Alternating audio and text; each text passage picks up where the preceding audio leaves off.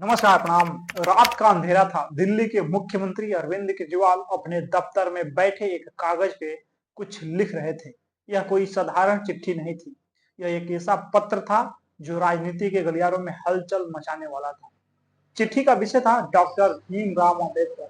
यह सब कुछ तब शुरू हुआ जब केंद्रीय गृह मंत्री अमित शाह ने संसद में कहा, अंबेडकर अंबेडकर अंबेडकर बोलना आजकल फैशन बन गया है। इस बयान ने पूरे देश में बहस छेड़ दिया है।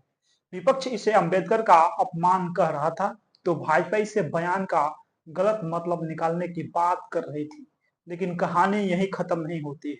अरविंद केजरीवाल ने इसे अवसर के रूप में देखा है। चिट्ठी अरविंद केजरीवाल ने बिहार के मुख्यमंत्री नीतीश कुमार और आंध्र प्रदेश के मुख्यमंत्री चंद्राबाबू नायडू को लिखी है। यह सिर्फ एक बयान नहीं है, यह भाजपा को सोच का प्रतीक है। यह डॉक्टर भीमराव अंबेडकर और संविधान का अपमान है। ऐसे में आप भाजपा का समर्थन जारी कैसे रख सकते हैं? चिट्ठी में उन्होंने सीधे सीधे कहा है कि नीतीश कुमार और नायडू को भाजपा से समर्थन वापस लेना चाहिए। लेकिन सवाल यह था कि केजरीवाल को अचानक यह चिट्ठी लिखने की जरूरत क्यों पड़ी? राजनीतिक गलियारों में चर्चा थी कि केजरीवाल इस विवाद को भुनाना चाहते थे। बिहार में नीतीश कुमार ने जब से विपक्षी गठबंधन बनाया था, केजरीवाल उसमें अपनी जगह मजबूत करना चाहते थे। अमित शाह का बयान उनके लिए एक सुनहरा मौका था, लेकिन यह सिर्फ केजरीवाल का दांव नहीं था। दूसरी तरफ भाजपा ने इसे विपक्ष की रणनीति बताया है। नीतीश कुमार ने चुप्पी साध रखी है, लेकिन उनके सहयोगी नेता ने इसे मामूली बयान कहकर खारिज कर दिया है। वहीं चंद्राबाबू नायडू ने अब तक कोई प्रतिक्रिया नहीं दिया है। अब सवाल उठता है कि क्या वे केजरीवाल की बात मानेंगे या भाजपा के साथ बने रहेंगे। यह मामला सिर्फ राजनीति का नहीं है, बल्कि अंबेडकर की विरासत का है। अगर नीतीश कुमार और नायडू भाजपा का साथ छोड़ते हैं तो यह विपक्षी एकता के लिए एक बड़ी जीत साबित होगी। लेकिन अगर ऐसा नहीं होता है तो केजरीवाल की रणनीति पे सवाल खड़े होंगे। संसद में भारत के संविधान की 75 वर्षों की गौरवशाली यात्रा पे चली चर्चा पे जवाब देने के दौरान केंद्रीय गृह मंत्री अमित शाह की भीमराव अंबेडकर पे की गई टिप्पणी से बवाल मच गया है। कांग्रेस समेत सभी विपक्षी दलों ने गृह मंत्री अमित शाह पे निशाना साधा और प्रधानमंत्री नरेंद्र मोदी से उन्हें बर्खास्त करने की मांग किया है। अमित शाह ने कांग्रेस के आरोपों पे पलटवार करते हुए कहा है कि उनके बयान को कांग्रेस ने तोड़ मरोड़ कर पेश किया है। कांग्रेस खुद संविधान आरक्षण विरोधी पार्टी है। इससे पहले नरेंद्र मोदी ने भी अमित शाह का बचाव करते हुए कांग्रेस पे हमला बोला था। वहीं संसदीय कार्य मंत्री किरेन रिजिजू ने भी आरोप लगाया है कि अमित शाह के 12 सेकंड का वीडियो निकालकर गुमराह करने की कोशिश की जा रही है। कुल मिलाकर बीजेपी ने साफ किया है कि कांग्रेस ने वीडियो के एक हिस्से को काटकर बयान को तोड़ा मरोड़ा जा रहा है, जबकि पूरे भाषण में उस टिप्पणी का कोई मतलब ही नहीं था। कांग्रेस ने जो कुछ सेकंड की क्लिप निकालकर अमित शाह पे अंबेडकर का अपमान करने का आरोप लगाया है, उसमें उन्हें कहते हुए सुना जा सकता है, अभी एक फैशन हो गया है, अंबेडकर अंबेडकर अंबेडकर। इतना नाम अगर भगवान का लेते तो 7 जन्मों तक स्वर्ग मिल जाता। कांग्रेस अध्यक्ष मल्लिकार्जुन खड़गे समेत तमाम विपक्षी दलों के नेताओं ने इसी बयान को लेकर अमित शाह पे हमला बोला है। दरअसल अपने भाषण के दौरान अमित शाह पूर्व पीएम जवाहरलाल नेहरू की कैबिनेट से अंबेडकर की स्थिति के बारे में बात कर रहे थे। इसी दौरान उन्होंने फैशन वाली बात कही।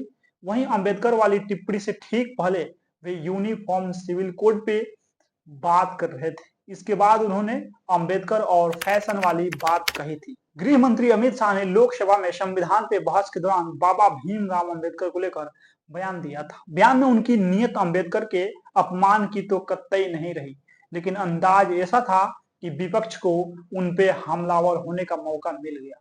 बिहार में आरजेडी इस मामले पे अधिक मुखर हो गया है। पूर्व सीएम लालू प्रसाद यादव ने अमित शाह के बयान को अपने अंदाज में आगे बढ़ा दिया है। लालू प्रसाद यादव कहते हैं कि अमित शाह ने उनके भगवान का अपमान किया है। अंबेडकर को भगवान बताते हुए अमित शाह के बयान की न सिर्फ लालू ने निंदा किया है, बल्कि उन्हें सियासत से संन्यास लेने की भी सलाह दे डाली है। बिहार में सीएम फेस तेजस्वी प्रसाद यादव ने अमित शाह के बयान को लेकर social media platform x Twitter पर लिखा है, भाजपाई कान खोल के सुन ले, बाबा साहेब अंबेडकर हमारे फैशन भी हैं, पैशन भी हैं और इंस्पिरेशन भी हैं और मोटिवेशन भी हैं। आरएसएस और बीजेपी वालों ने पहले महात्मा गांधी को गाली दिया, फिर जननायक कर्पूरी ठाकुर को दी, फिर नेहरू को दिया और अब अंबेडकर को गाली दे रहे हैं। इनके अपने तो सब नेता माफी वीर रहे, इसीलिए देश के महान पुरुषों को अपमानित करने का इनका सिनिस्टर डिजाइन है। संसद में संविधान पे बहस हो रही थी तो केंद्रीय गृह मंत्री अमित शाह ने राज्यसभा में कांग्रेस और विपक्ष को टारगेट कर कहा, अभी एक फैशन हो गया है, अंबेडकर अंबेडकर अंबेडकर अंबेडकर। इतना नाम अगर भगवान का ले लेते तो 7 जन्मों तक स्वर्ग मिलता। अमित शाह ने यह बात शायद इसीलिए कही थी कि विपक्ष लगातार संविधान और इसमें किए आरक्षण के प्रावधान को लेकर भाजपा के खिलाफ नैरेटिव गढ़ता रहा है, लेकिन विपक्षी नेता संविधान की प्रति पॉकेट में लेकर घूमते हैं। विपक्ष ने लोकसभा चुनाव के दौरान कहा था कि भाजपा संविधान को बदलने और आरक्षण खत्म करने की तैयारी कर रही है। इसमें विपक्ष को काफी हद तक कामयाबी भी मिल गई थी। भाजपा की सीटें पूर्व के 2 चुनावों के मुकाबले घटकर 240 पे आ गई। अमित शाह के बयान पे विपक्ष की आक्रामक इतनी बढ़ गई है कि भाजपा भी अब इसे लेकर गंभीर हो गई। सदन में बयान के बाद अमित शाह को प्रेस कॉन्फ्रेंस कर सफाई देनी पड़ी है कि उन्होंने यह बात क्यों कही।